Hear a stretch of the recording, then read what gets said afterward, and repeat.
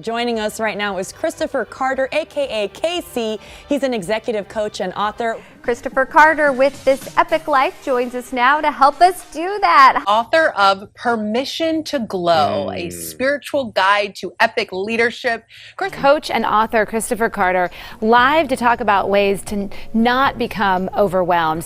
Why is it so hard for people to change even when it's just a little bit? The wiring of our brains is wired to create habits. That is done unconsciously, which means it's easy to form grooves that, if we're not careful, could turn into ruts.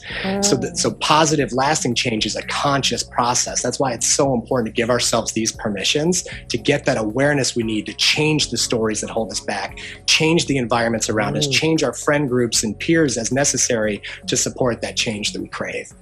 This is an awesome title, Permission to Glow, a spiritual guide to epic leadership. It's everything I wish I would have learned as a conscious leader coming up in my career. There are 4 permissions to activate in our career: permission to chill, permission to feel the feels, permission to glow in the dark, and permission to glow in the light, which is basically just collaboration. The most healthy place to start is to realize you're not alone. This is a universal phenomenon we are all experiencing right now. We also want to talk to people about how we're feeling, to process these emotions in a healthy way versus bottling them up, treating them as inconvenient, or worse, throw a mantrum. That's a man tantrum. Oh, a mantrum. Okay, is that just for men, or do women do that too? A woe mantrum is a very real thing. What we usually do all day long is just add some more caffeine to the mix, more scrolling to the mix, more stuff that tends to stir us up. And there's nothing wrong with those things. However, if we just breathe in for a count of 4 counts, hold our breath for 7 counts, exhale slowly for 8 counts, that simple 4-7-8 breathing practice, doing that 4 times takes about a minute.